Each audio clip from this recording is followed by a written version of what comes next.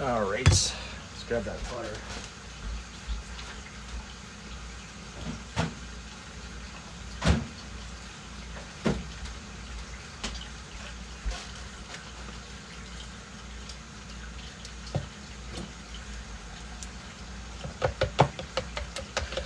Hey, what's good, man? Welcome back. Good to see you again.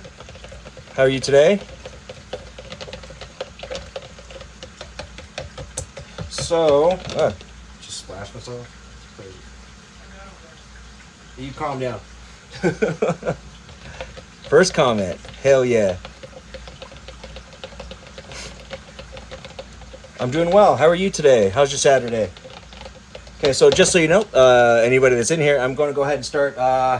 Again, I'm working with Puff Pastry again today, but I had this idea of using Puff Pastry, and I'll make like something like cinnamon rolls. Hi, Nanners. How are you? Yeah, I'm thinking something like similar to like cinnamon rolls. I want to see how well this bakes. Just because I think it would be really, overall, a pretty tasty and textural kind of dessert. Because if you can make cinnamon rolls just using straight Puff Pastry, that would be fire. Okay. All right. Brown sugar. Yeah. Okay, so I have my Puff Pastry kind of laid out right here.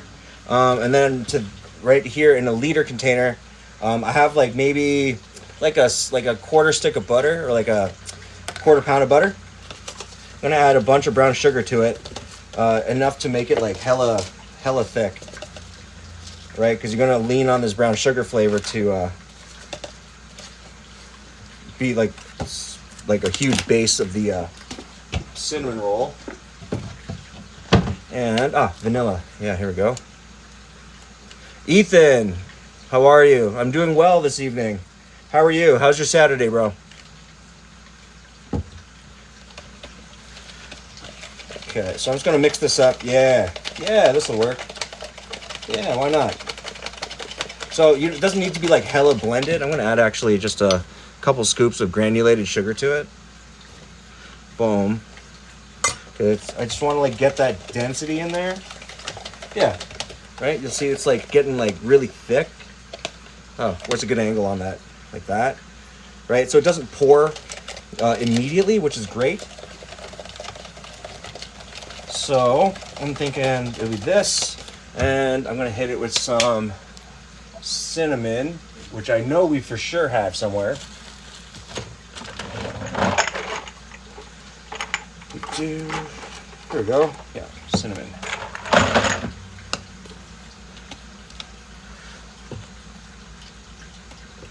You got called up to your first AMA game tonight? Oh, AAA game. Sweet. Ooh, that's going to be fun. Carol, how are you? I'm doing well today. How are you guys doing this evening? Welcome, everybody. Yeah, that's hella good, man.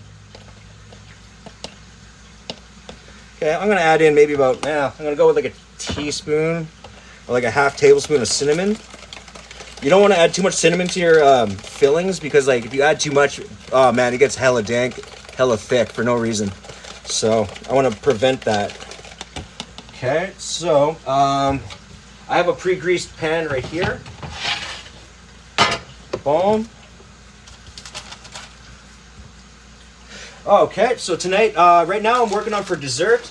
I'm working with Puff Pastry, I guess, as I've been doing this whole week. And in this case, I was thinking I really had a hankering for cinnamon rolls.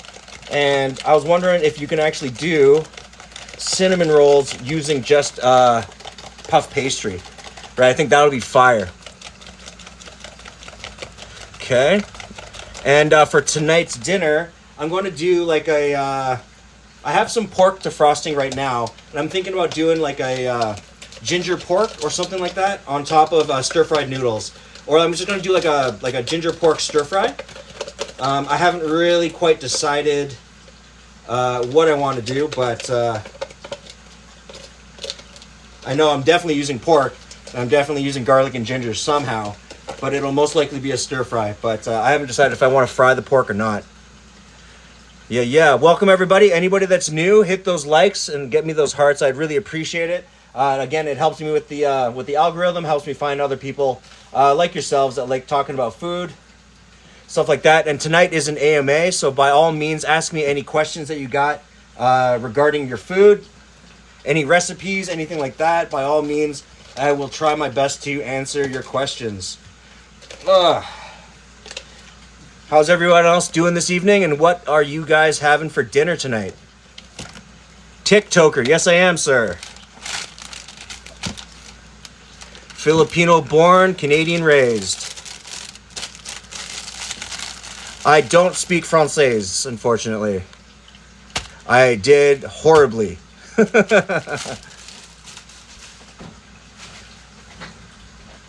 Okay, so I just need like I'll just use a spoon. Here we go. Okay, so what I'm going to do here is I'm just going to go ahead and give this a quick spread over top of the puff. Okay.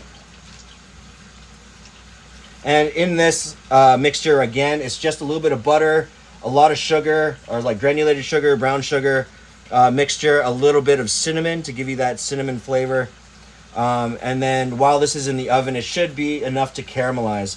But I think what I'm going to do, since this is still like a cool, relatively cold dough, I'm thinking I'm just going to let it rest on the counter till it gets more to like room temperature. And that should be enough time for this to proof.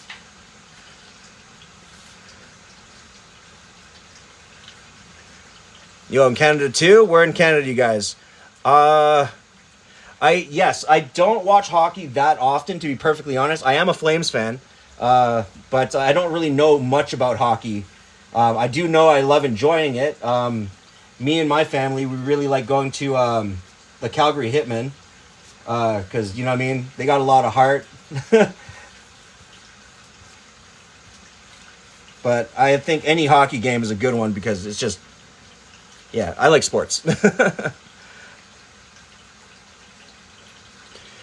Caitlin, I am cooking. Right now I'm working on cinnamon rolls on puff pastry.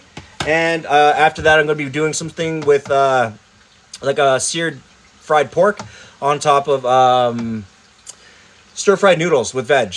Veg, probably you're an hour or so north of Toronto. That's pretty dope. Right, I'm going to raise this bad boy up to 400 because these will be relatively wet. And Claim Harbor. I've never heard of that. That's dope. How's the weather out there? Okay, so for this, I'm just going to give it a quick roll up. And I think I'm going to try to cut like maybe 12. I'm going to aim for 12 cinnamon rolls. And I think by the time... I get to put them in the oven, they should be like proofed enough, but it's puff pastry, so it doesn't really rise. What I'm looking for is that it just comes to room temperature so that it doesn't, so it just cooks more evenly in the oven. Because I feel, when I worked with puff pastry last week, I definitely, they were cooked all the way, but they could have definitely been baked a little bit further. Sage, how are you? My cinnamon spread is just butter, cinnamon, brown sugar, and granulated sugar, just mixed together really, really simply. What's up, Lynn? Yes, so I'm working with them puff pastries, and today I was hankering for some cinnamon rolls. So in this case, I was thinking, I'll do cinnamon rolls in the tray. I'm going to let them rise and rest, and then I'll just throw them in the oven in probably like 15 minutes. See what happens there. JD, how are you? I'm actually located in Western Canada, in Calgary to be exact. So let's go ahead, and I think I'm going to cut 6s, right? Yeah, why not? We'll see what happens here. Boom. There.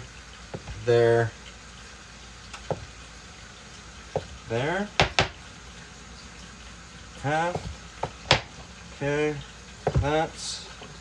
And that. Oh, that middle one's real small. Damn.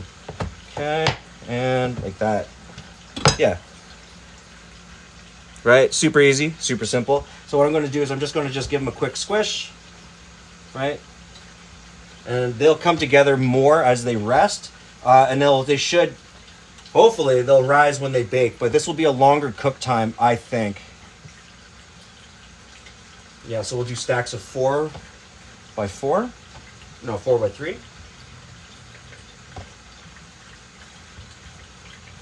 Okay, so again, nice cinnamon rolls. Boom. This guy's tiny. All right, there you go, tiny. Get in there.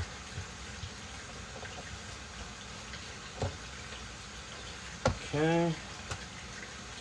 Yeah, this will work. Because I think by the time they finish baking, they should spread enough and have enough caramel on the bottom to actually be able to flip over. So you get that nice like Cinnabons goo type situation. Okay. Hey, no worries, Sage. Baby Chloe, how are you? Thanks everybody for joining me. Again, if you guys can help me out with them likes, that would help me out a lot. Gets me in the algorithm, helps me find other people like yourselves who love watching food, talking about food culture, stuff like that. Goo. It is a technical term, gosh. All right.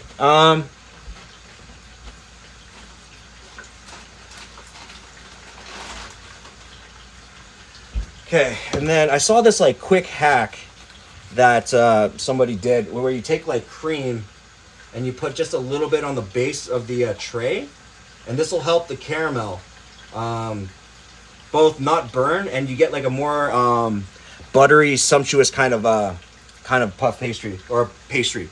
But usually the way cinnamon rolls work is that it's technically just bread. It's just like any type of bread and stuff like that. But at the you're hungry, hey, get some food out. Start making some food, dude. It's all good. But usually cinnamon rolls are made with any type of bread dough. In this case, I'm using puff pastry, but at the same time, you can really use like one of my favorite cinnamon rolls is like somebody made it with brioche, like brioche dough. Oh man, it was fire. It was like super buttery.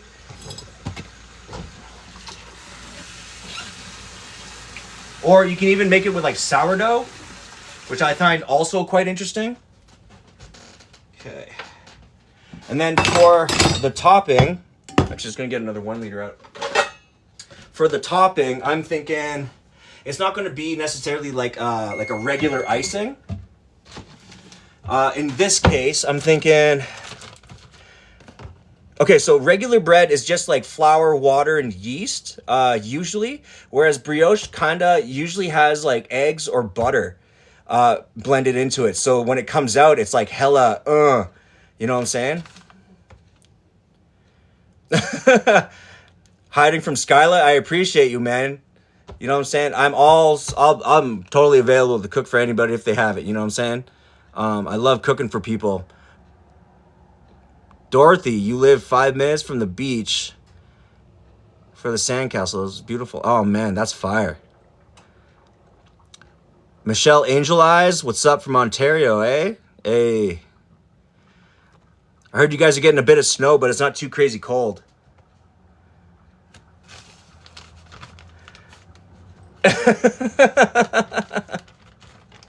Yeah, you know what I'm saying. Right? You get that, Carter House, how are you? All right, I'm going to start with roughly about maybe a little over a cup of powdered sugar. Yeah, we'll go with that. Okay, so it's powdered sugar, a hit of cream to kind of loosen it up. And what I was thinking is we got this, since it is like a baked cinnamon roll, we got this, right? So it's peanut butter whiskey. Hi from China. Hey, what's up? You guys got fire food, dude.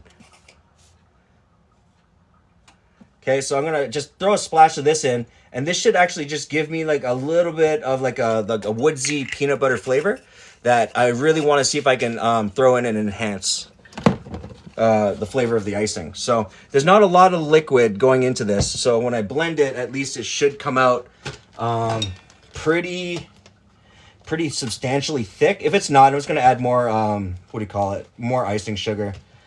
But in this case, oh yeah, there we go. Yeah, this will blend real good. I might actually have to add just a touch more liquid to it. So cream. Carter House, I'm doing well. Jean-Z, much spicy food. Oh man. Yeah. Me and my wife really love spicy food. Well, I like it more than she does, but if we're anywhere that only serves really good spicy food, something that's flavorful, just like in Thailand, we're all about it. Okay. Come on. There we go. Perfect. Yeah, so that's kind of like the thickness I'm looking for. Boom. Yeah. All right. So I'm going to let that sit on the side, put this away. And I'll probably end up throwing my cinnamon rolls in, probably in about the next 5 or 10 minutes here. Yeah, it looks like they're actually starting to take on and absorb a bunch of the liquid too on the bottom, which is really nice. So what's awesome about this, I think, is that it'll absorb a bunch of it during the bake time, and when I flip it over, it'll actually have a glaze that goes on top, just like Cinnabon. I hope. This is all theoretical at this moment, because you know what I mean. I don't cook this that often, so this is a trial period for me today. Okay, so that's resting. That's done. That's resting. All right, I'm gonna go ahead and start on my pork, which I have right here.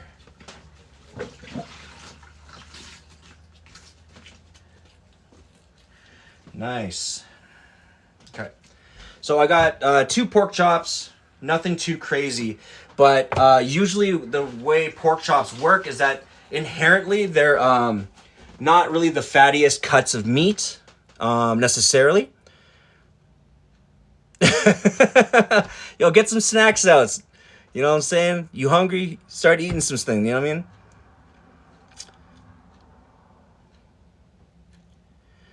What do we got here?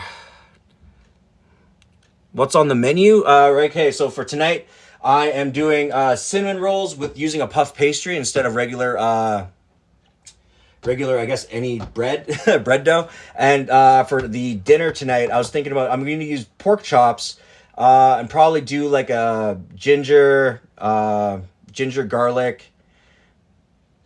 kind of sweet and savory ginger. And then I'm going to do it with some vegetables and instant stir-fried noodles as well, because I've been on a stir-fry kick lately.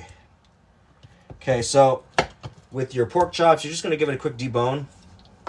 Nothing too crazy. Take these guys out right there.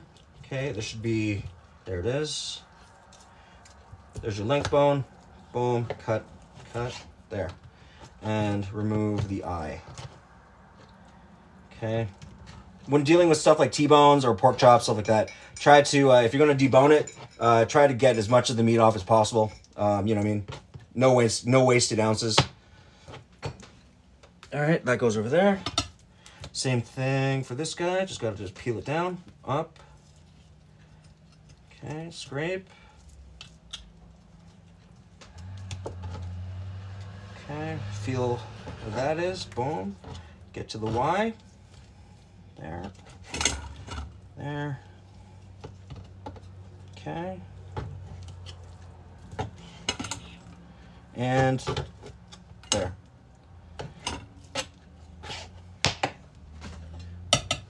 Okay, so with the pork chops themselves, they have a little bit of fat content on them, which I really don't mind, right? Like you'll see like part of it on the eye and on the cap. Usually, if you're going to just cook pork chop steaks, stuff like that, you would leave it on. But in this case, I'm actually just going to go ahead and remove some of it, just because, actually, I'll leave that. Some of it will actually just become tough. Where is it? Oh, there you are. All right, so I'm going to just take that right off here. Peel that off the bone. There we go. Yeah, so there's like a kind of a half rib situation going on here. I'm gonna just peel that right off right now.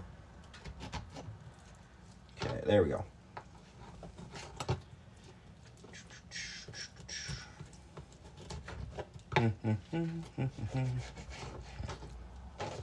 Okay. Take the rest of that bone. Stir fry. I'm interested in finding a recipe I might like. Right on. I find with a lot of people, they stick with pork chops that are like kind of either fried or grilled, stuff like that. I actually like taking the pork off the bone, or even if you have Savage Sheena, I'm doing well. How are you doing tonight? What I like to do is I'll actually like to prefer to take it off the bone, or if you don't want to do pork chops, right now pork tenderloins are actually at a reasonable price for I think two loins. Yeah, for 2 loins, and those are ultimately be really cost effective. If you wanted to sear those off, grill, like you marinate them, give them a quick sear, and then when you serve them up, you give them a quick thin slice, turn them into medallions. I think that's actually a really good way to do it as well. So what I'm doing with the pork right now is I'm going to go ahead and again, I'm going to velvet my pork pieces. And what that means is I'm just going to give it a quick dry marinade or dry wet marinade. And that will actually help tenderize the pork even further. Because again, there's not a lot of fat content on the pork itself. So by doing this method, it helps macerate it slightly, as well as will help the tenderness once it sits for like, a few minutes. Okay, so what I'm doing here is I'm just cutting it down in a cross grain, and you'll see like it's nice cross grain cuts, just like that. And then so that when you velvet it, it actually will help break that grain just further. And then when it sits, it'll become soft and tender. Okay, but I'll show you the secret behind that in a second here, once I'm done breaking this down. I have a question from Dr. Jacques. What do I got? Interesting name. Why? Okay, so I wanted because I plan on trying to release a cookbook sometime maybe by the end of the year, and I wanted to label it "Fuck You, I'm Eating," and it's one of those kind of mildly offensive, but not offensive enough eye-catching names. You know what I'm saying? As well as it's one of those things where it's going to be more aimed at non-pretentious, economical struggle type meals that are kind of available for everybody, right? Because my main thing is there's a million cookbooks out there, all kind of dedicated to people who have like the funds or the means or the ability to cook whatever they want. Some of my demographic that I'm looking for is people that are in school, people, lower wage, stuff like that, because I've been there. I know how to make those types of foods, and I know how to get the best out of the food that I have. So yeah, that's why the name.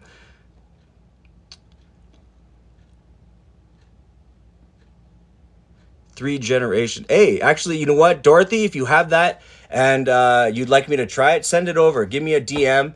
I would love to give it a try, and I'll most likely try that recipe live on a TikTok and dedicate it to you, if that sounds okay. You find it original? Hey, I appreciate you guys, man. Thank you so much.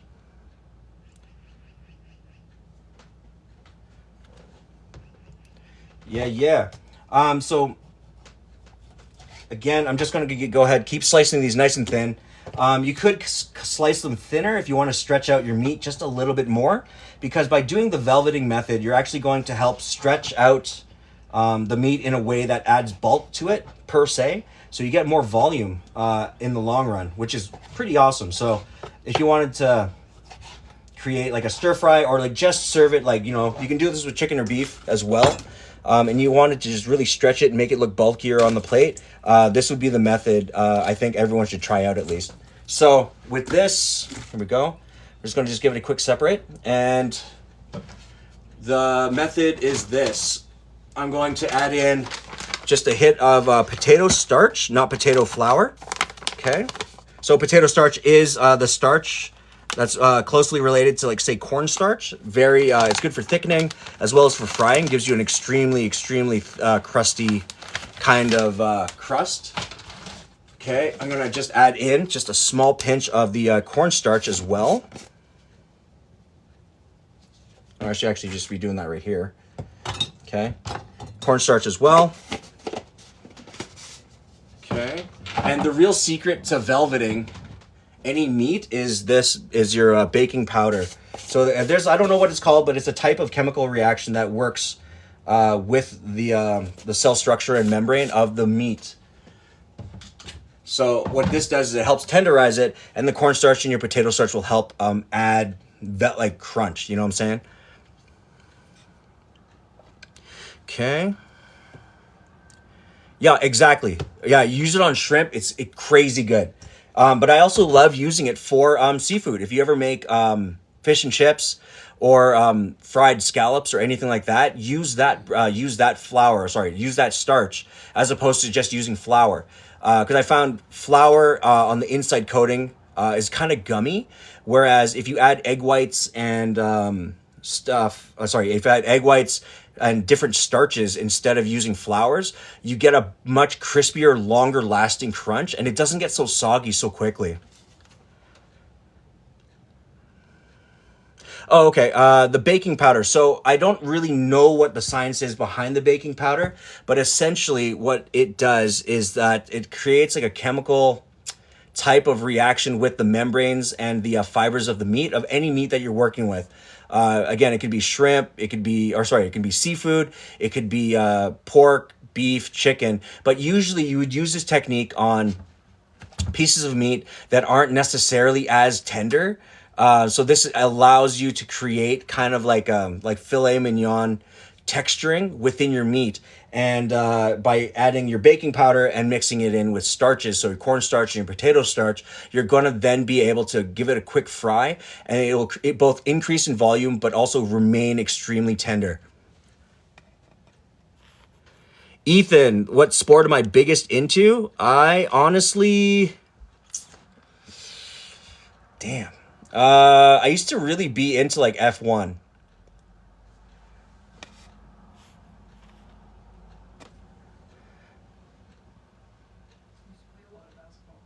Yeah, I used to play basketball as well as, like, I like playing sports, but I like all sports like rugby, lacrosse, stuff like that. I just never really sat down to watch a lot of sports growing up. Basketball, I guess, Chicago Bulls back in the 90s. Absolutely. If you have any more questions about food or anything like that, or if I'm talking too quickly, ask me to slow down or repeat myself. It's all good. I really appreciate you guys for showing up. And again, if there's anyone new to this chat right now, thank you very much for joining me. Again, hit me with the likes. I really appreciate it. It helps me get into the algorithm, as well as allows me to be able to find like-minded people like yourselves that really want to talk about food, want to see food being made, talk about food culture, restaurants, stuff like that. And as well as if you have any questions about recipes or about you want to find out about different types of food, I'm more than happy to talk about that stuff as well. Katsu, hi. Yeah. So I'm gonna go ahead. I have the starches in, boom, and I'm just gonna add a quick hit of a little dash of oil. What the oil does is that actually when you start frying it in the oil, it's in like your fryer or in the pan, this will actually help to not have splashing, right? Because the oil will actually help subdue the amount of water dissipation that happens in an immediate fry.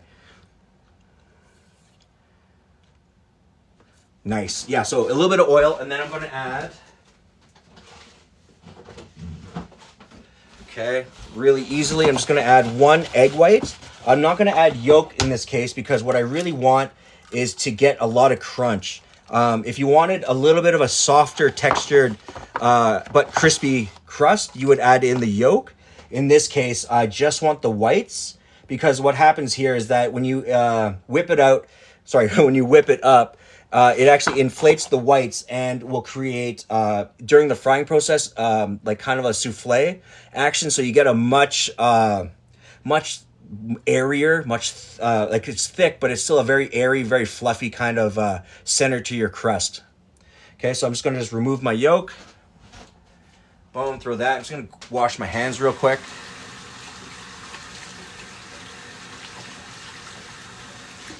Actually, damn, look at that. Hey, right on. Okay, so it's been roughly, I'd say about 10 minutes or so, 10, 15 minutes. And already the cinnamon rolls have taken on quite a bit of liquid on the bottom. That's quite nice, actually. So I'm just going to ahead and throw these into the oven right now. And I'm going to start baking them maybe for about, I'm going to start with like 22 minutes, just to see. And then we'll play by ear after that. Baby Chloe has a question. Okay. All right, baby Chloe. I noticed you stream, but I can't stream. Don't have 1,000 followers. Okay. I get this question quite often, and the reason I can do it is because I actually applied through a TikTok run agency for creators. So yeah, I just talked to them or talked to an agent, presented what I do in terms of food, the content that I've made previously. Because again, like over the last maybe 10 years or so, I've run different types of podcasts. I've had a YouTube channel, stuff like that. And they're like, cool. So if you can do live streaming, which I do usually on Instagram, like during COVID, that's what helped me get my foot in the door. Oh yeah, totally. I love, real honesty. It's easier than fucking lying to you guys. Lexi, welcome. What am I making? I just put some cinnamon rolls into the oven. I'm just going to give that a try because I'm doing it on a type of puff pastry. I thought that would be a really good textural kind of dough to give that a try with. And right now what I'm doing is I'm velveting some pork chops. So the mixture I have here is potato starch, cornstarch, egg white, baking soda or baking powder, sorry. And then I'm going to start adding just a little bit of spices.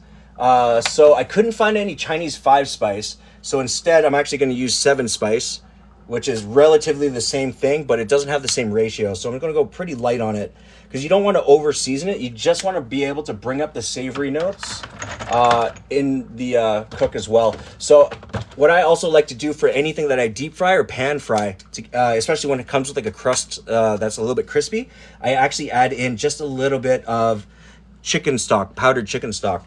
And what this does is it kind of brings up the umami and the MSG kind of content in the chicken. So you get a much more fragrant chicken, much more fragrant savory flavor overall. And I'm going to add in just a little bit of white pepper. Yeah, that gives me that little bit of spice. What else? Nope. I'm like out of like so many items here. All right, ginger. So powdered ginger, boom. That's going to give me just a little bit of that extra top fragrance, right? And what I want to add in is a little bit of Chinese cooking wine. Right? The rule of thumb with like things like Chinese cooking wine especially is if you're going to cook with it, I've always gone under the rule of thumb that you start with it and you end with it.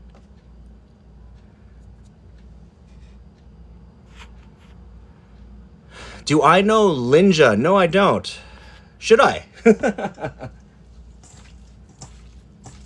Okay, so in this case, so when you're velveting, it's really good to properly massage the meat in a way that creates a really good kind of a slurry. So it's like making a cornstarch slurry, but with the meat already in it, okay? And by doing this not like ultra violently, but you want to do it voraciously enough that you're getting all the pieces of meat covered and massaged. And this in itself helps break up the pork pieces, making them more tender. So you're tenderizing as well as marinating and creating your dredge for your quick fry. Okay. Oh, she passed. I'm sorry to hear that. Some comments in this live were filtered to protect the community's experience. Oh no. Okay, so now we have velveted meat that's in like a slight marinade, as well as it's been slightly tenderized. I'm gonna let that sit for a second while I do some quick cleanup. And then we can get on to just doing a little bit of light veg for the stir fry.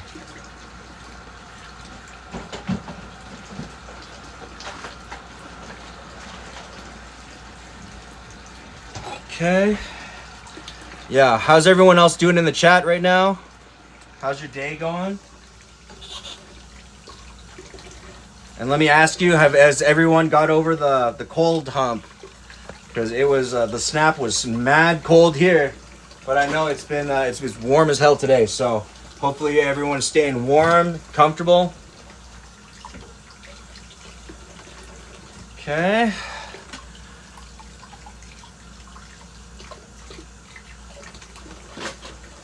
All right, and if anybody's new into the chat just now,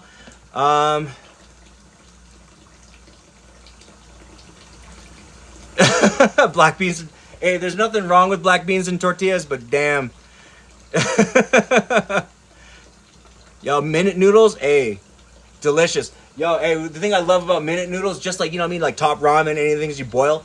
What I love about those is like you boil it up, crack an egg into it, just mix it in raw, right? It'll cook the whites, but keep the yolks super runny. I remember that, like, even growing up. That's like one of my favorite things. I had a homegirl, Shiban in a bowl, boom, cook that up, get the noodles all soft, and then take like a slice of cheddar, like sliced cheese, boom, right on top, wait for it to melt and eat it like that. Amazing. Yeah, but Leisha, that's exactly why I'm making the cookbook, because that doesn't exist for a lot of people. And more so, my last job, I worked with a lot of high school kids, and do you know how many of them actually took foods class? Almost none of them, dude. And it sucks because, like, you know what I mean, cooking is like an essential part of life where like it helps your survival, you know what I'm saying? Yeah. Cheddar and Ichiban, I'm not joking. Yeah, because my thing is like, even if you don't want to actually have to cook like a lot or you find it intimidating, one of the best pieces of advice that I've ever heard was learn 5 menu items. Learn 5 items, do them well, right? And at any point, you can always make them. So you always have those ingredients on deck. You're always ready with them. And if somebody comes to your place and they're like, I'm hungry, hey, you got something, you can make them that's fresh, super vibrant, really hearty, you know what I'm saying? Touches their soul a little bit when you make it for them fresh. And that's important to me. All right, I'm just gonna give my cutting board a quick wipe down and wash. I'm gonna wash my hands, all this raw meats.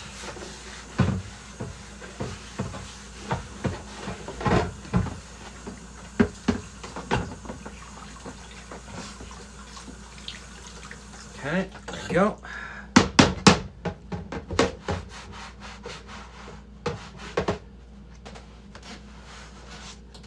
All right, so I'm gonna go ahead and I'm gonna get on to my veg, but really quickly I'm gonna get this pan heated with just a little bit of oil covering it so I can go ahead and sear my pork.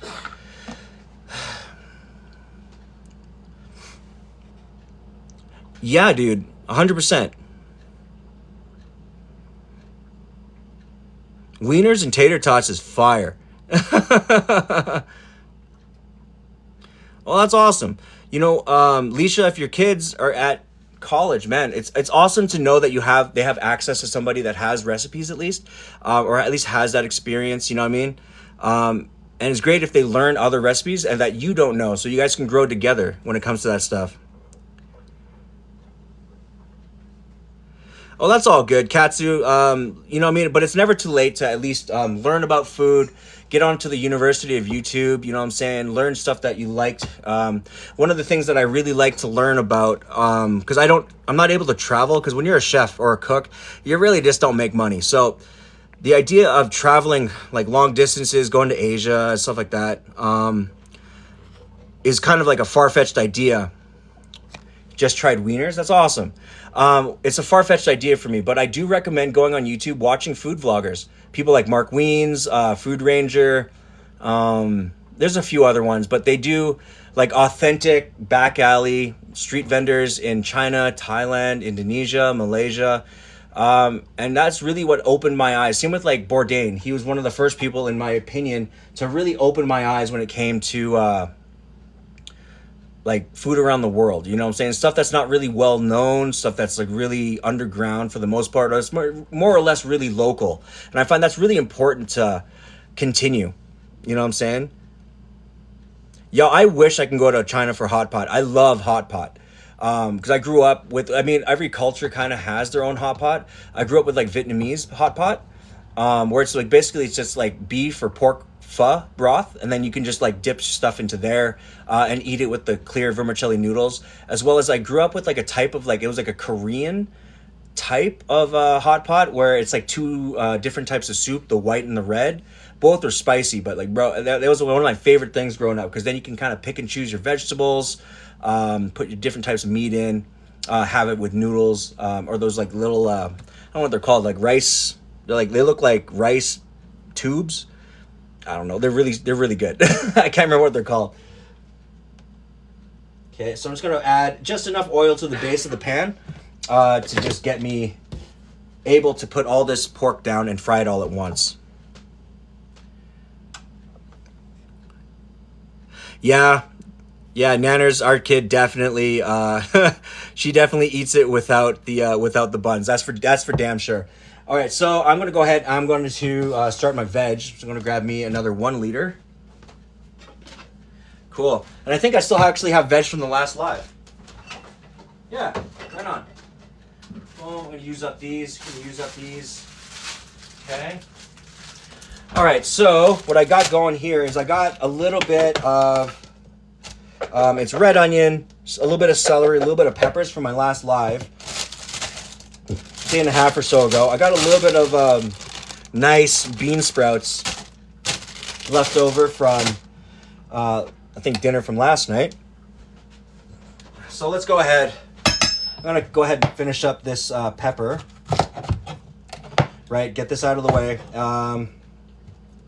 And I think I'm going to use a type of, I need a little bit of that cabbage. So I think I have like a coleslaw mix in there that's undressed. And I'm going to use that as part of my stir fry as well. So it'll be nice, heavy on veg. Overall, it should be nice and fresh and healthy.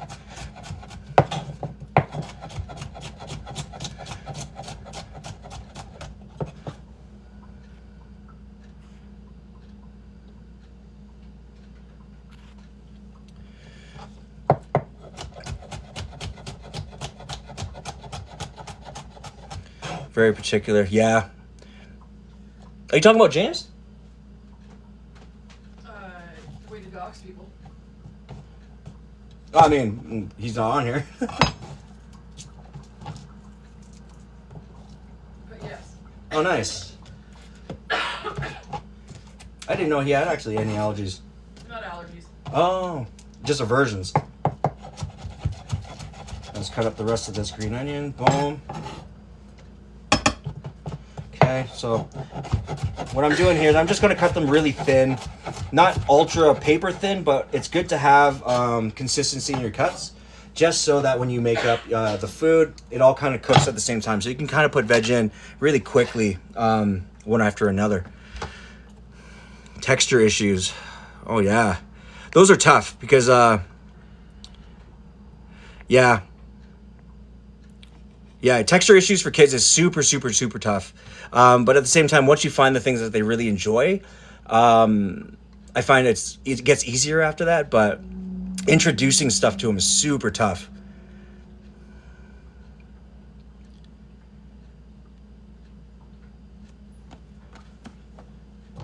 Okay, so I got these. I'm actually going to use the rest of this for sure. So that's the softest one, so that'll probably go in last.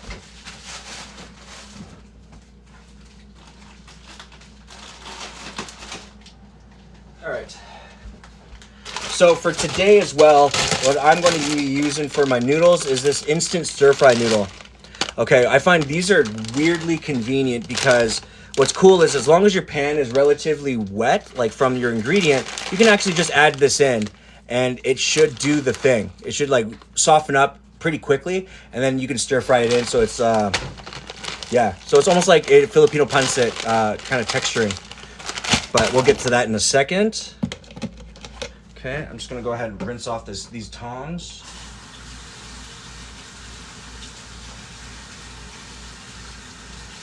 All right. Okay. 24, 21, 20. Damn.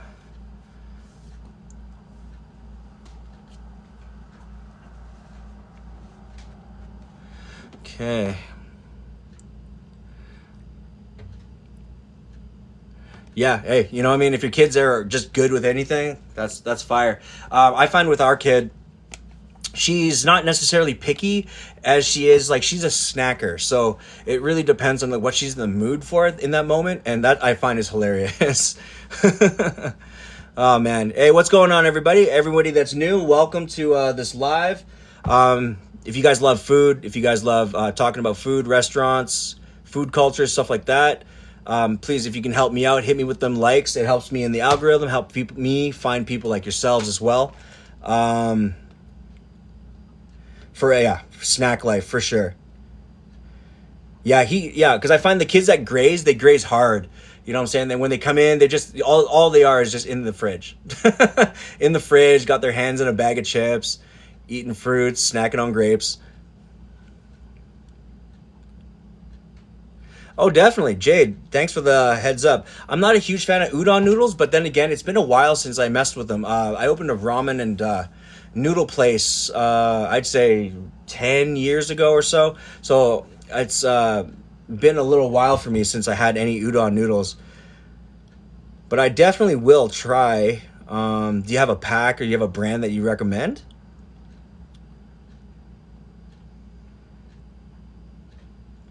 Garden grown Italian. Ooh, that's so nice. Yeah, dude. Yay, man. Anyone that has a Nona that actually just picks fresh fruit, fresh vegetables from their garden like that, fire. So good. My homie from high school, he owns like, his family actually owned an Italian supermarket here in the city. And we grew up around, like, he had a lot of like grandparents, stuff like that, aunts and uncles. They all cooked everything from scratch, the classic way. It was awesome.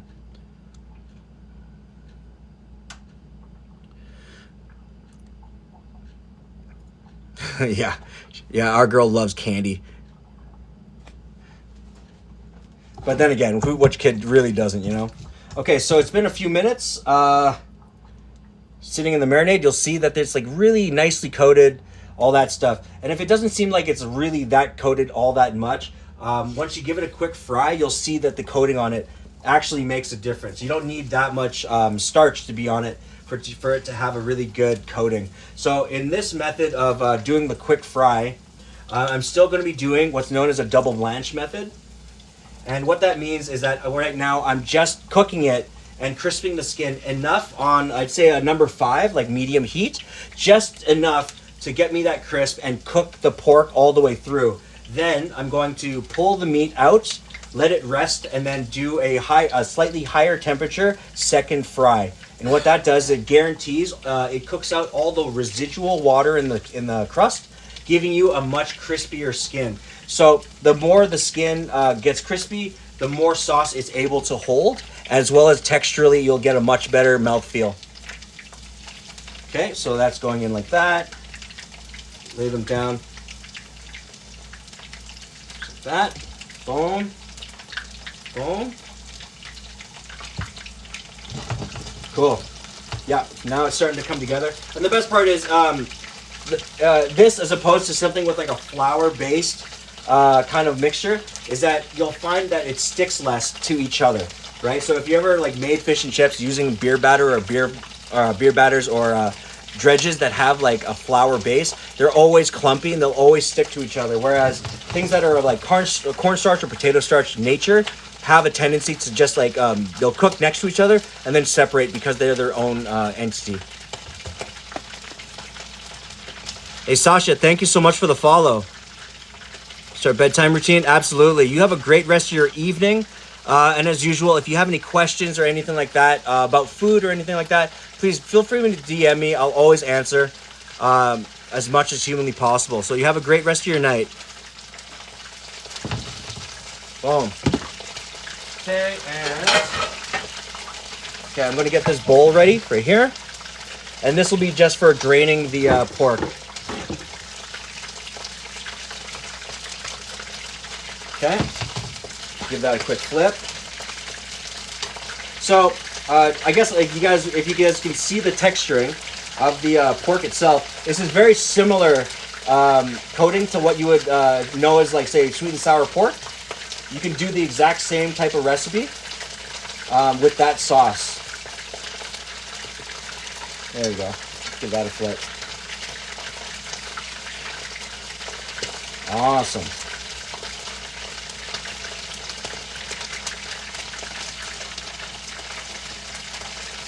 Okay, and since I decided like an idiot to do like less oil, you are going to get a little bit of like splattering and spitting, but that's okay.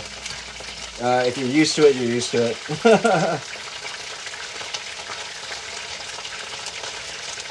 I just don't recommend it for like normal people.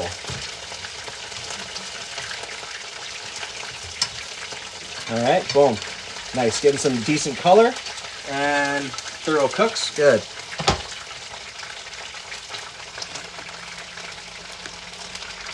Okay.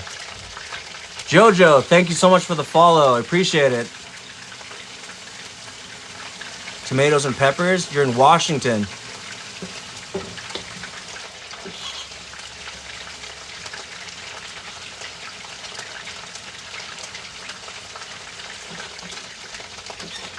Nice.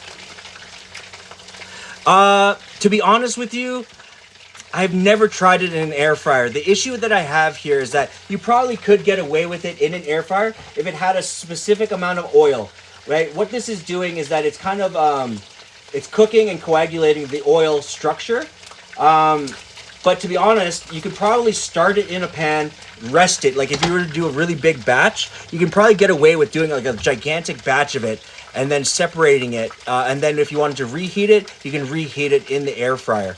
So that would work. It's again, I've never done anything in the air fryer. To me, coming up like in my last restaurant, we had what was a Naboo oven, and that could do steam, convection oven, and broiler, and like a bunch of other settings.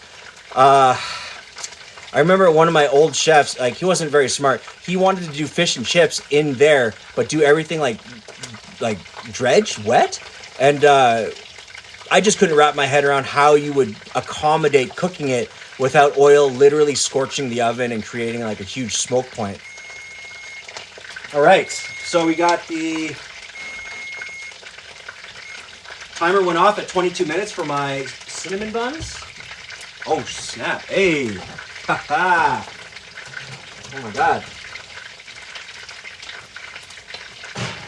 How are we? Almost there? Yeah, dude. Okay, so those are almost there. I can't believe that worked. I'm going to go ahead and I'm going to set the timer again for another about 5 minutes and pull it out to let it rest. The reason I want to get it a little bit further is because I want to make sure that when I pull it, it doesn't sink.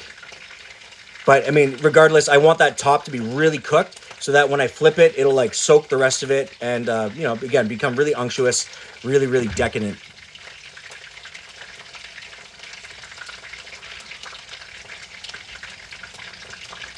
Leisha, thanks so much for the follow. I appreciate it. All right. So all of these are relatively cooked all the way through. As you can see, again, it has a really good texture, and you can see that I can fold it, and that actually broke the pork really, really well. So these are relatively tender. So I'm going to go ahead and I'm just going to just pull these out, let them rest before I do a secondary fry on them. Yeah, perfect. But again, too, what's really awesome about this recipe is that if you have bar night or anything like that, and you guys like those like boneless dry ribs, this is pretty much also like the same kind of technique, same kind of dredging that you would use for that as well. right? So even if you were to just take this covered in buffalo sauce, fire. Okay, put in the other half of the pork into there. So I'm just gonna add a touch more oil because I'm getting a lot of splatter here. Okay, just give it a little bit more. Boom. Nice. Yeah. Nice. Tavin Rain, thank you so much for the follow. And welcome anybody that's new. I appreciate you guys for joining me on this live. Right now, we're just in the middle of cooking a little bit of cinnamon rolls I have in the oven right now. It's made with using puff pastry, a little bit of cinnamon, granulated sugar, just a little bit of cinnamon granulated sugar, brown sugar, and a little bit of butter. Kind of bring it all together, okay? As well, right now I'm working on some crispy pork for a stir fry that I'm going to do with instant stir-fried noodles and a bit of veg that I've cut up right here. Wicked. They smell amazing right now, hey? Mm-hmm. Yeah, dude. Right on. How's everybody doing out there in the chat? Throw up some of those likes. Again, if you hit me with more likes, it'll help me in the algorithm and be able to help me find other people like yourselves who love talking about food culture, recipes, and all that good stuff. As well, if you guys know anybody else on the network that would love to talk about food, you have friends that are all foodies, stuff like that, bring them on. Invite them here. Show them this live. I'm live Tuesday, Thursdays, and Saturdays. Tuesdays and Thursdays at 5 p.m. Mountain Time. And then Saturdays on at 4 p.m. at Mountain Time as well. Okay, so I'm looking at 1:40 on my cinnamon rolls. Boom. Okay, I'm just going to give this a quick test to see, make sure this guy's warm. How hot are you? Almost there. I'm going to wait till it comes up just a little bit further. Okay, that can go. Yeah.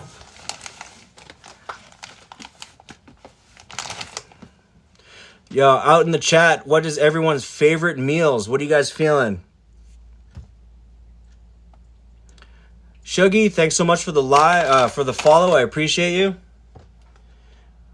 Yeah, if you were to eat one last meal ever, or you were only eat one meal for the rest of your life, what kind of food would you guys be into? East side of the city. Hey, welcome, dude. Tonight I am cooking up right in the oven right now. I got some wicked cinnamon rolls that I thought would be pretty amazing if I cooked it with a little bit of puff pastry instead of regular bread dough. So those will be finishing up in the next 35 seconds.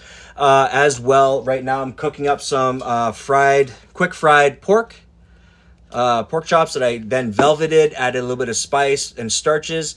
I'm just frying them up so they're just halfway crispy. Then I'm going to finish them with a secondary crisp as well. They're also going to be served on top of a stir fry of, say, just a little bit of cabbage, a little bit of bean sprouts, peppers, onions, celery, and a bit of instant stir-fried noodles. Probably going to be seasoning it with a little bit of sesame oil, a little bit of soy sauce, a little bit of teriyaki or hoisin, something like that, of that nature. All right, sweet. And that looks like it's it right there. Let's go ahead and pull our cinnamon rolls. Oh, yeah. Oh, damn. Yeah, dude. Okay. That worked out better than I thought it would. Great. Okay, so just pulled these out. Nice and bubbling, right? Top is nice and cooked through. You're looking at a good amount of caramel from the brown sugar on the bottom. Not a huge amount of separation from the butter, which is really, really good.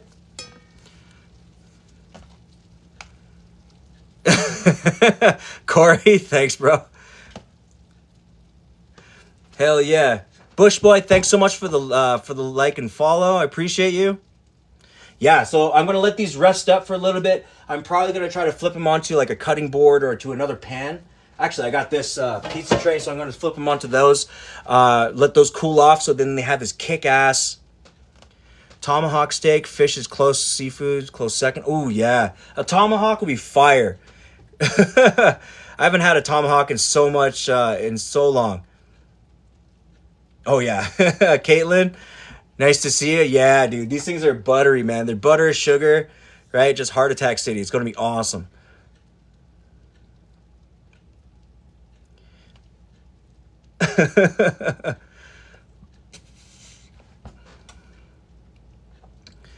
Racer's Heart, thank you so much for the follow. I appreciate you. Welcome, welcome.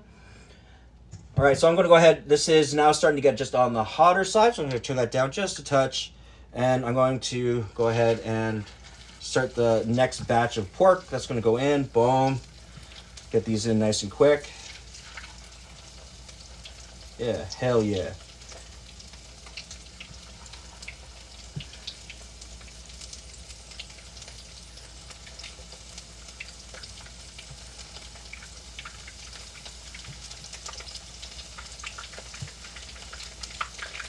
Okay, just like that. I'm gonna give my bowl a quick wash my hands while that pops off as well.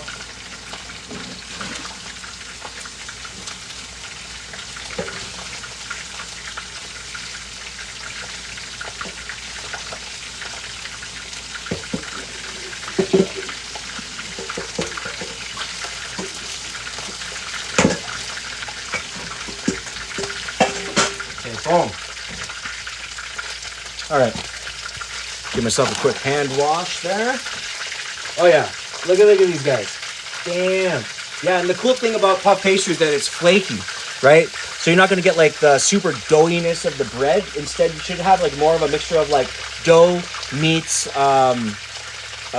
Danish crust. So it should be like a Danish type or a Danish related cinnamon roll. I think that's hilarious. Yeah, as well, for the cinnamon roll, I made up a really quick fire icing, right? So I made this icing with a bit of, it's just powdered sugar, vanilla extract, a hit of we have peanut butter whiskey, and a little bit of cream to kind of just give it a little bit more stability as well as flavor.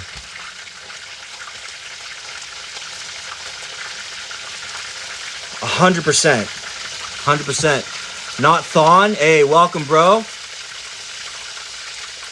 Yeah, welcome to the stream, dude. How you doing tonight? Leah, thank you so much for the live follow. I appreciate it. Welcome to the live.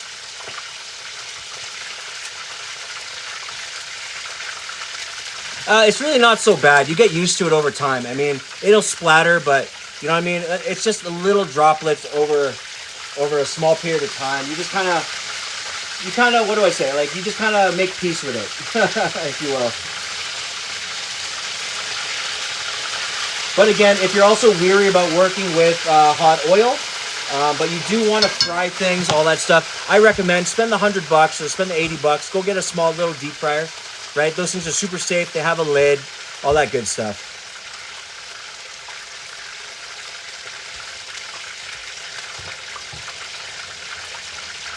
Washing while eating Burger King. Hey, ain't nothing wrong with a Whopper, man. You know what I'm saying? As long as it's done right, you'd be full. Hey, everyone's winning.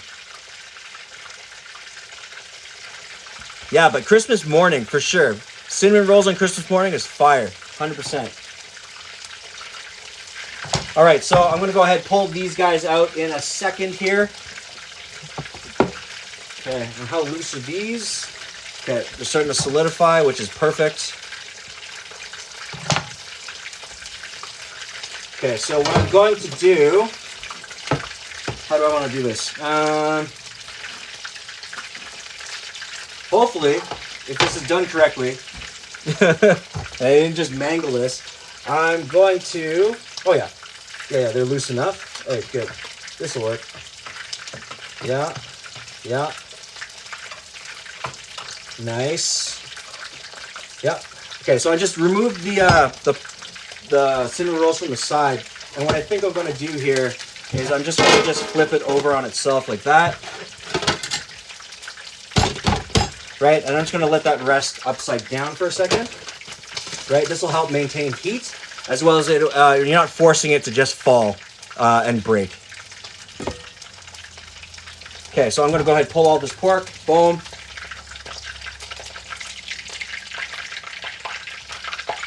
Okay.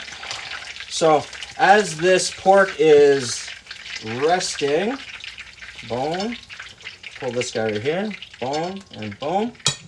I'm going to go ahead and I'm just going to just turn the heat back up to about maybe a 5.5, closer to 6, to get the secondary bake on that, or secondary cook. Baker at heart.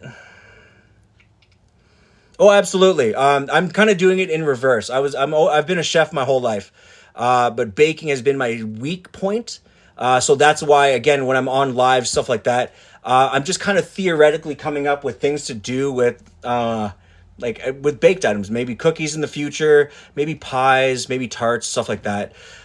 Because again, it's always good to, push yourself, right? Try new things and don't be afraid of it. Oh yeah, Alicia, 100%, and that's why I wanted it turned over, because you get that caramel, right? Like it's all cooked down, boom, and it just drapes, mwah, and then you hit it with that icing. Corey, no, I did not. I am completely self-taught, but when I say self-taught, I started as a dishwasher when I was 13. I'm 38 right now, so I worked myself all the way up from dishwasher to line cooking, prep cook, chef de partie, sous chef, etc., and then chef. That took over the course of the last 25 years. Yo, cupcakes, definitely. What I really love about cupcakes, and what I love, but people don't do too often anymore or at all, is that if you're going to do cupcakes, I highly recommend do the cupcakes a day in advance so they've had a chance to rest. Once they're rested, keep them in the muffin tray, and then you can actually just dig out the center and fill it with like not fondant. You can fill it with ganache. You can fill it with a type of whipped cream or custard, and I think that sounds fire. Because I did that for a buddy's wedding, and those things definitely go the distance, especially when you bite down and it's like goo. You know what I'm saying? Wow. Yeah, but my main thing too, Corey, was that I actually turned down school. I really wanted to prove that you don't need culinary school. If you just work hard, practice, train, and you're disciplined enough to be there, you can stay there. You know what I'm saying? Yeah, that's why also like later in life, I've never needed a red seal. Because I know a lot of people are like, do you have a red seal? I'm like, no, but I have almost 30 years of cooking experience. I've never needed a red seal. As well as the people that you work for. Karen, thanks so much for the follow. I appreciate it. How are you this evening? The word of the night is goo. Shannon. You're welcome. All right, so my seasoned oil is now starting to get just a little bit of that smoke point. So now I'm going to go ahead and dump in the rest of this pork to get it completely crisp all at once. Right, so this will be my secondary fry. Then I'm going to go ahead and I'm just going to put my empty the majority of the oil into a container, put it aside, and then I'm going to get started on my stir fryer real quick. Okay, so I'm going to let that go. Just like that. I'm going to turn over my paper towel.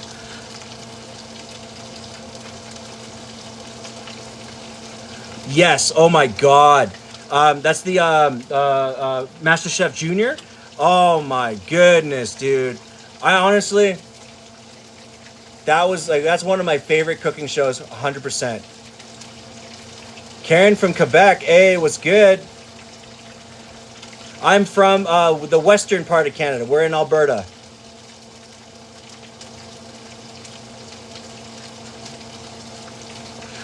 So yeah, it depends on like how cooked it is. So I reuse my oil as much as humanly possible without it starting to taste both burnt or fishy or anything like that.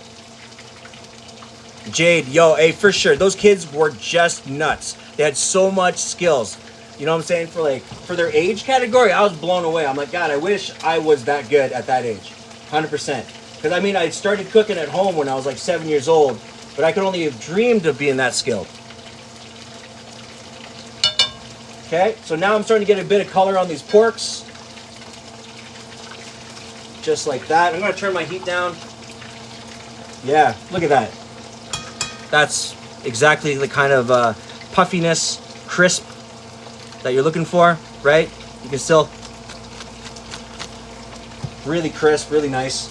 And these will be, and they're all the way cooked, which is beautiful. So I'm gonna go ahead and put these aside, and this will be awesome because as they sit, they'll remain crispy. That's the true secret. So that when I'm done my vegetables about halfway, I'm gonna add in my noodles, then I'm gonna add in my sauce, and then I'm gonna just I'm probably just gonna season these in the bowl as is, and then serve them relatively dry on the noodles. Or I might actually just toss them in like maybe a honey garlic sauce that I have left over. I haven't really decided.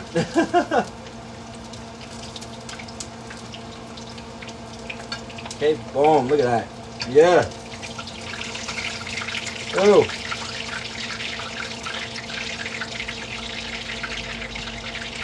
All right, there you go. Pork's out. Okay, and then to just hold my oil, I'm using like a steel container. I'm gonna do this over the sink just so I don't spill it everywhere and burn something. There we go.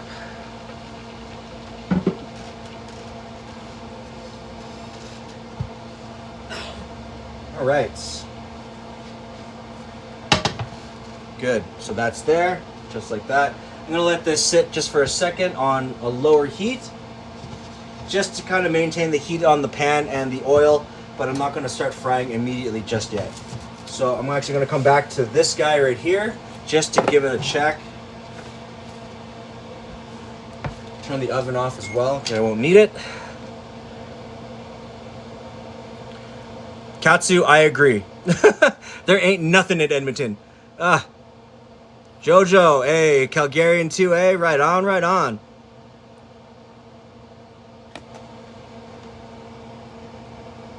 Yep. Let's get that pulled.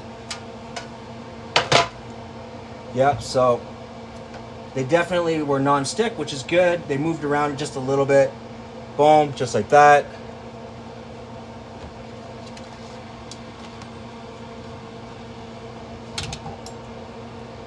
Let's get those just moved side by side.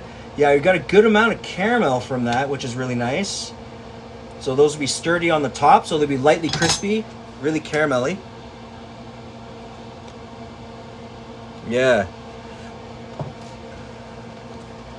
All right, A Cruz, what's good, man? So yeah, tonight we're doing a crispy pork stir fry with a bit of veg on top of stir-fried noodles. And what I'm just plating off right now, just getting that ready, is these cinnamon rolls that I did on top of puff pastry. I've never tried it before, so I thought I'd give it a try and do it live. Because, like, again, when it comes to anything baked, for me, it's all theoretical. Because I like freehanding stuff, but I also suck at baking. So you guys are getting to see this kind of stuff live.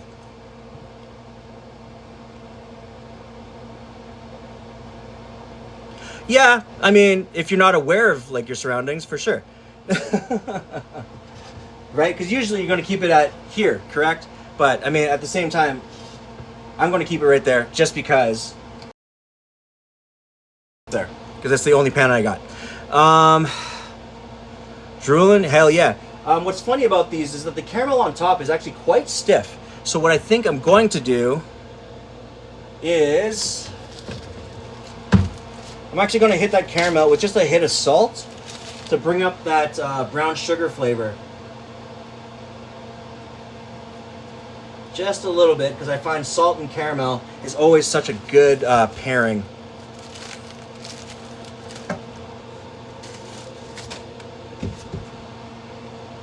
Okay, cool. So we're going to go ahead with the stir fry really quickly. Gotta do that. Out of the way. And I think once these are slightly more cool, I'm gonna hit them with that with the icing. I think that'll be dope as well. Yeah. What's going on, everybody that's new? I appreciate you guys for joining us. Welcome. If you guys like anything food related and all that stuff, you want to talk food, you want to talk recipes, food culture, anything like that, hit me in the comments below. I'll be more than happy to have the conversation or answer any questions that you have, as well as if you guys can. Little Princess Candy, thank you so much for the follow. I appreciate you. And Mary, also, thank you so much for the follow. Yeah, but if you guys got Any questions, anything like that, leave them in the comments below as well. If you guys can give me more likes, that would help me out.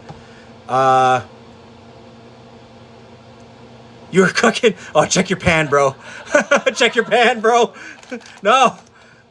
Yeah, you guys hit me with those likes. It'll help me out a lot. You're in Calgary. What we cooking? Hey, Gin and Bug. What's good? Yeah, so what now? I was going to say first, really quick, hit me with those likes. It helps me get on the algorithm. It helps me find other like-minded people like yourselves and all that good stuff. Because I love talking food with brand new people. People I've never met. People I've met that just recently, right? I love that stuff. Yo, Gin and Bug, right now, tonight, we're working on... Right now, I'm cooking a crispy pork stir fry, making beef roast. Ooh, sick. Oh yeah, pineapple. Hey, nothing wrong with that, man. I love that stuff.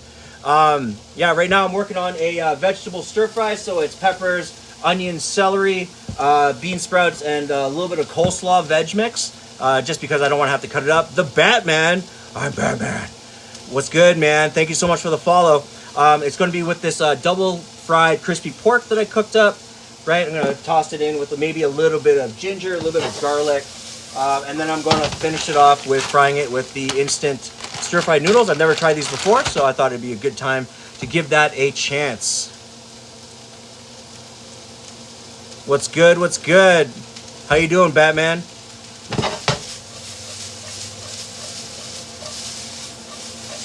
All right. So, I'm going to season my stuff.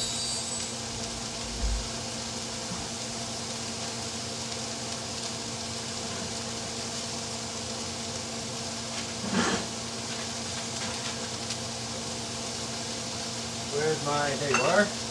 Alright, so I actually have a little bit of this like honey garlic sauce marinade stuff left over. Okay, so I'm actually just going to play with it really simply.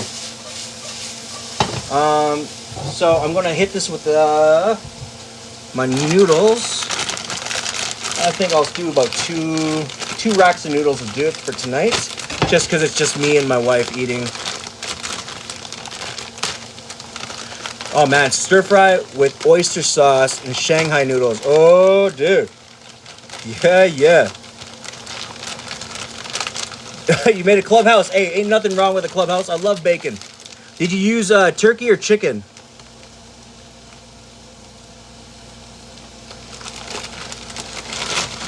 All right, I'm gonna toss these bad boys in just like that. Right, what this is gonna do is actually it's going to loosen up the noodles kind of like really quickly. And what I'm going to do then is I'm going to add just like a small hit of liquid just to break them up immediately.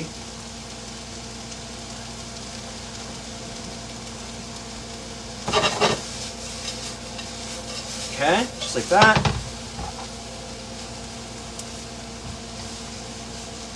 All right, so lay the foundation down really quick. I'm just going to give it a quick hit of just liquid in the center. Let that braise off really quickly as well.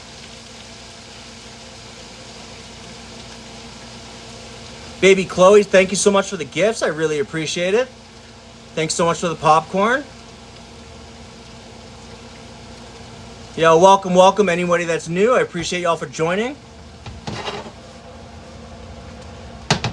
Be sure to follow the page. Hit me with any of those likes. I really appreciate it. It helps me put me on the rhythm, or on the algorithm. Sorry. It helps me find other like-minded people that love food culture, love to talk about recipes, stuff like that. The shelf in the background. I'll be real. The shelves and all that. Like you're talking about the books and stuff. You can thank my my lovely wife. She loves reading. And her CD and book collection is nuts. It's fire.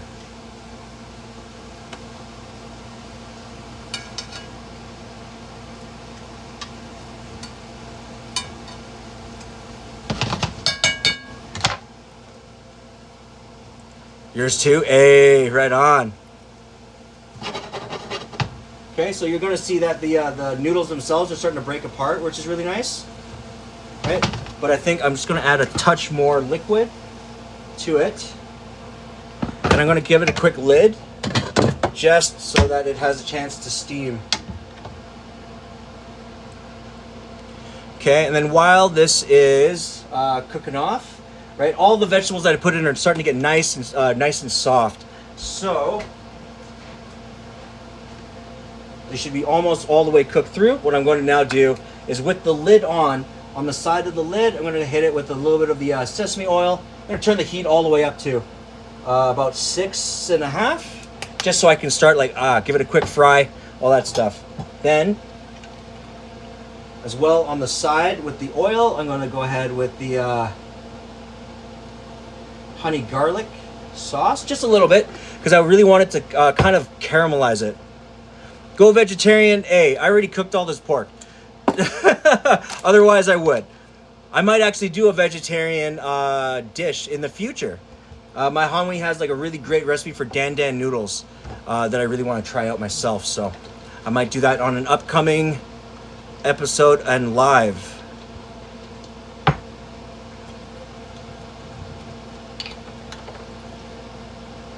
Okay, boom. Yeah, that's it. Nice, almost broken apart. All that good stuff. Gonna give that a quick flip. The water's almost all dissipated as well. So I'm gonna give it the lid action just for an extra minute or two. Just like that. And while that's going, I'm gonna move this out of the way. That. While that's going, I'm gonna go ahead and start topping the what do you call it? Cinnamon rolls. Cool. See how well that spreads. Yeah. Yeah, why not?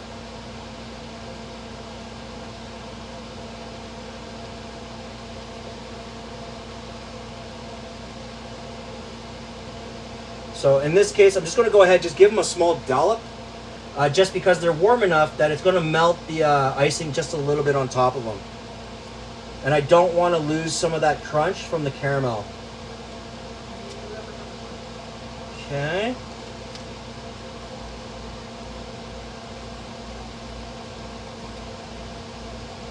Yeah, and then of course any of the excess icing that I have, I'm going to literally just either douse them, or I'm going to use it as dip for the cinnamon rolls as well. Like that. And that. Okay. Just like that. Boom. Yo, I don't know what that's called, but this guy, thank you so much for the follow. I appreciate it.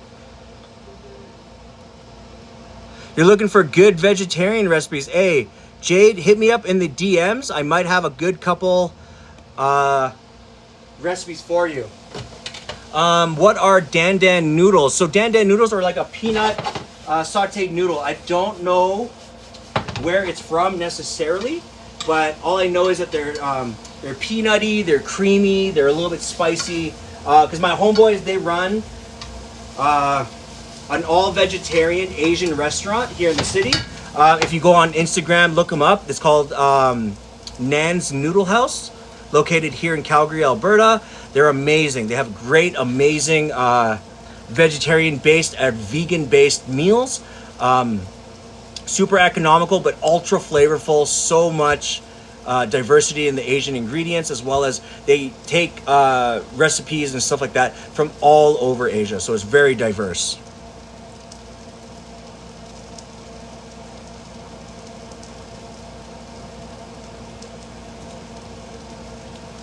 What kind of oil did I put in? I put in some black sesame oil. Okay, so these guys are in, boom. Right, so at this point, nice. These are a little bit on the crunchy side. Good. Okay.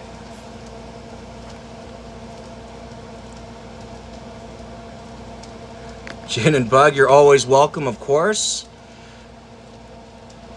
Angel, of course. Yo, bring a plate. I got you. It's going to be nice. It's going to be fire. What else we got here? Do you cook with coconut oil ever? Yes. Coconut oils are really great alternative if you don't want to use like canola oil or anything like that. But keeping in mind, it's I think its relative smoke point is kind of low, so always keep that in mind if you're going to use that as like a cooking ingredient, because I believe, I'm not actually sure if it has a high or a low smoke point, but what I did find with trying to fry with it is that you have to add enough of it so that it doesn't start to boil or simmer.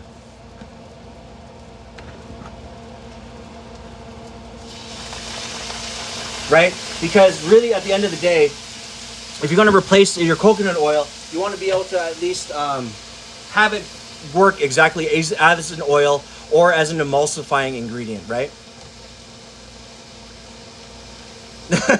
You're in Manitoba though. But we will take you up on that offer if you guys are Calgarians, 100%. Yeah, but definitely do a little bit of research, because remember, there's different types of coconut oil as well. There's refined oils from vegetables and from fruits that are essentially really, really good. Avocado oil for sure. I'm not sure how high the smoke point is, but at the same time, if you use it, even if you were to use avocado oil or coconut oil in your dressings, things for like emulsions and stuff like that, that would actually be really, really nice as well.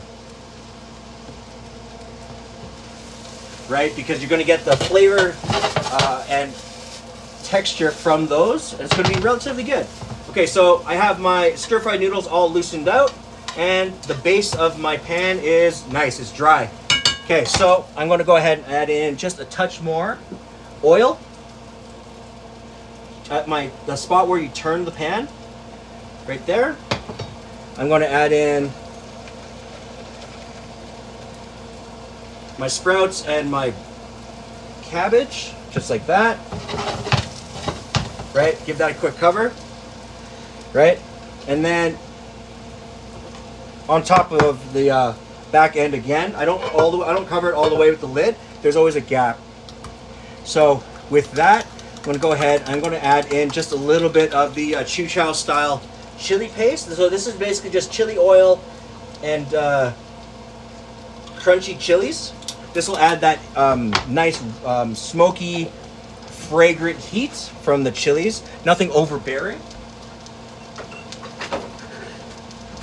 Right, we're just going to let that do its thing for a second with the oil.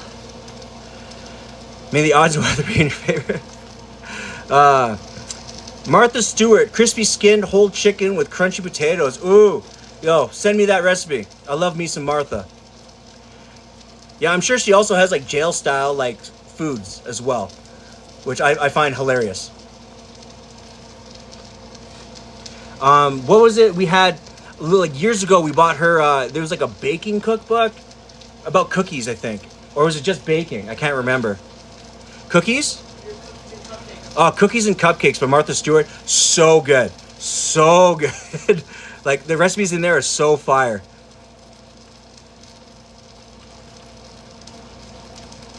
Yeah, but I'm pretty sure she like, because of toilet bowl punch. No, I guarantee she'll have like some crazy like bougie stuff like jailhouse peanut brittle and like how to make eggnog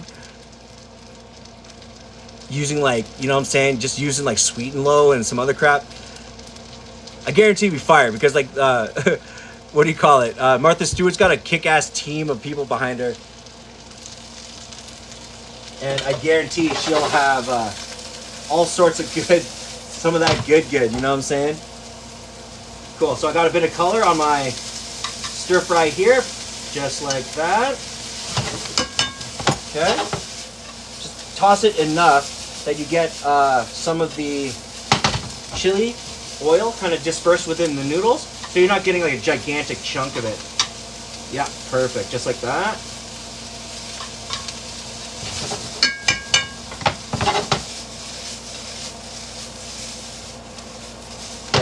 Perfect. I'm going to give that a quick cover. I'm going to kill the heat. Okay? So that's it. Right? So there should be a good amount of overall flavors and textures in it.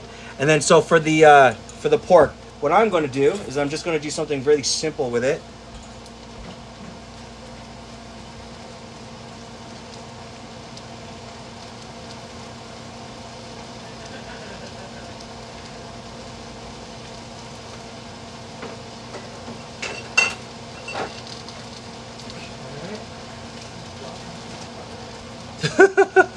in soup.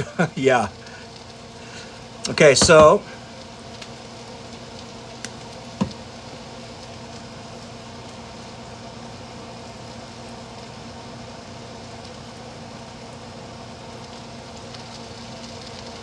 all right, so for the crispy pork, so the heat's off of my noodles. For the crispy pork, it's had time to cool off and cool down, but you can still see that it's like nice and crisp, right? Overall tender. Texture's really nice. So for this, I'm just actually gonna use a little bit of gochujang.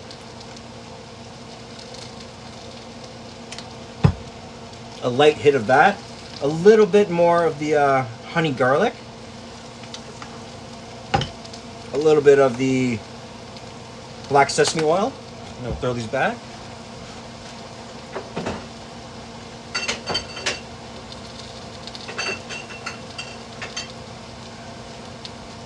Okay, I'm going to give it a quick splash of soy sauce just to add a little bit of salt.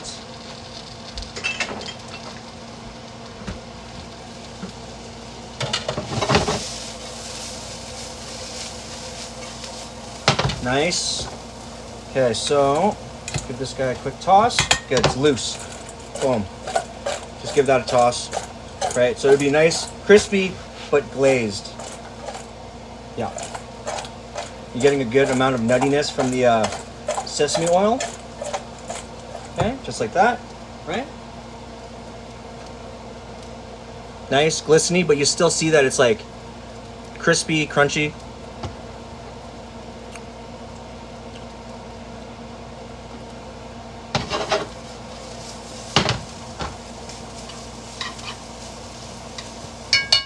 All right, so for plating, actually just going to chop up some of these green onion whites while I'm here.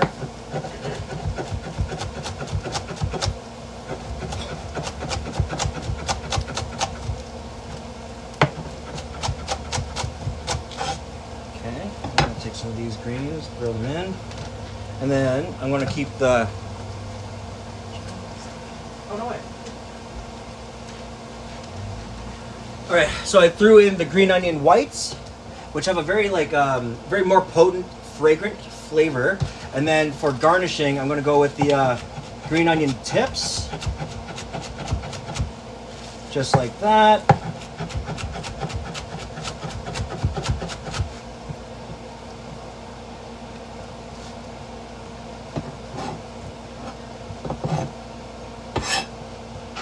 Okay, I'll do a little bit more just because.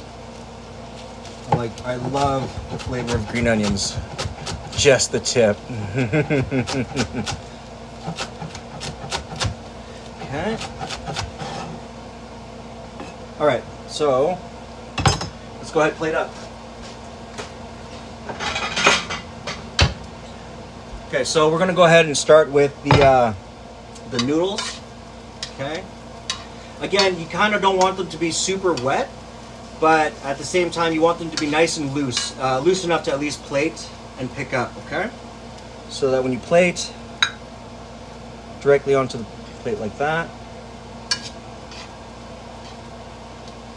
Right, and it's okay to have crispy spots too, because I love that when it comes to things like chow mein noodles or like Shanghai noodles.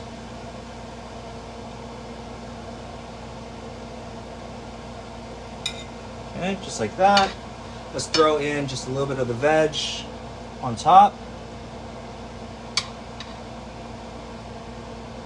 Okay.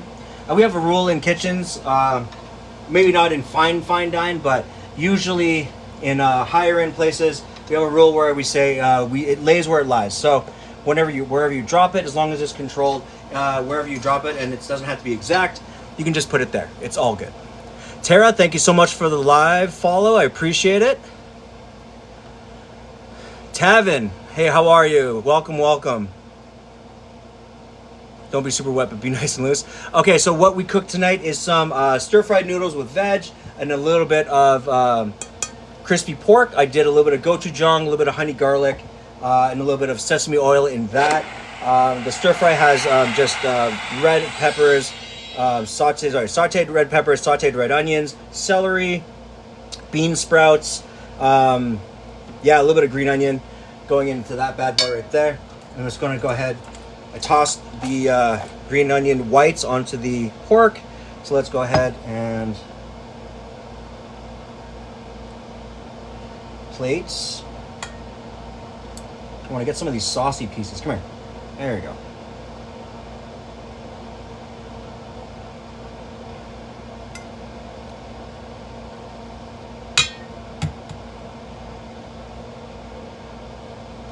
Okay. And again, I like plating in lines or symmetries, just because, so that when you do your final platings, it looks, what do you call it? Pork hot wings. Pork, not wings. Yeah. Truly, no. I'm actually cooking it for my wife. And then as well as myself for later. Gochujang. Gochujang. Here, I'll get you the bottle. So gochujang chili paste is used in Korean food primarily. So it's for their bibimbap rice dishes, which is amazing because you can eat this as like a salad dressing if you just add a little bit of vinegar to it, add a little bit of honey. It's pretty amazing.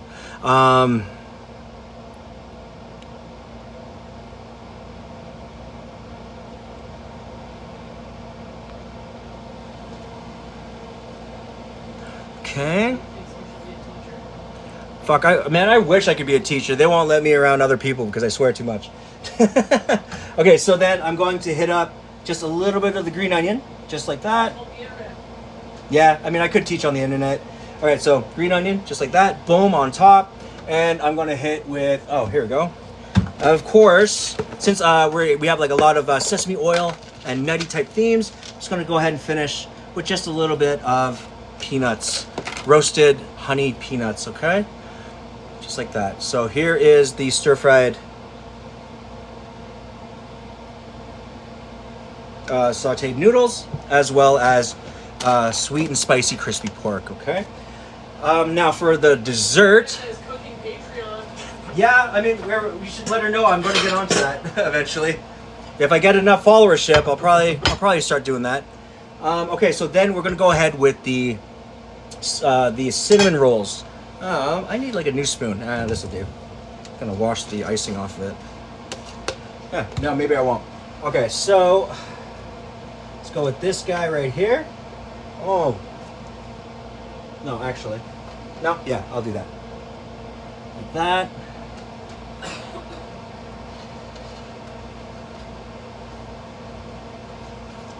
Okay, just like that. Okay, just like that.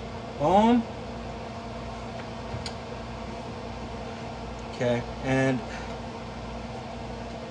I'm gonna keep it nice and simple as well. I'm just gonna hit that with just a little bit of the toasted peanuts on the side. And something fragrant, something I thought I had, no I don't. So you know what I will do?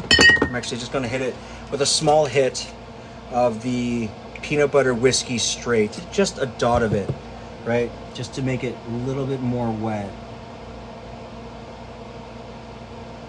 Right, and that should actually fire up the overall sweet and savory flavors that come off of the caramel. Okay, right? This is my cinnamon rolls on puff pastry. Boom. Right, served with, again with a little bit of honey roasted crushed peanuts. Right, there's the dinner. There's the dessert. So pretty much we got through our recipes today. Thank you so much, guys. I appreciate you guys joining this live. But before I head out, if I can ask you guys a huge favor, anybody that's not following, hit that follow as well. If you can give me those likes, that'll help me in the algorithm. I truly appreciate it. It helps me find other like-minded people like yourselves who love food, who love restaurant culture, culinary culture, stuff like that. Niav, thank you so much for the follow. I appreciate it. Cindy, hey, I appreciate the follow as well. I appreciate you guys so much. Jojo, thank you so much. And again, I'll see you guys probably in the next week. As usual, I will be live streaming Tuesday, Thursdays, starting at 5 p.m. Mountain Time, and Saturdays, starting at 4 p.m. Mountain Time. If you guys had any questions, inquiries, or anything like that, things you want to see, things you want to see me cook, have questions about recipes, all that good stuff, hit me in the DMs. You know I'll be here, and I'll try to answer you guys as soon as I can. As well, if you guys can't see like even closer to the food here, I will be taking video and pictures of the food that I cook after every live, and be posting it both on my Instagram and on my TikTok. So if you guys want to have a closer look, or you want to know what I cooked again, just hit me up in the DMs, take a look at the pictures, leave a comment, all that good stuff, all right? So anyways, you all have a great rest of your evening. I appreciate you for joining me. Thank you so much, and I'll catch you guys on the next live, okay? Cheers, guys. How does this work? Boom.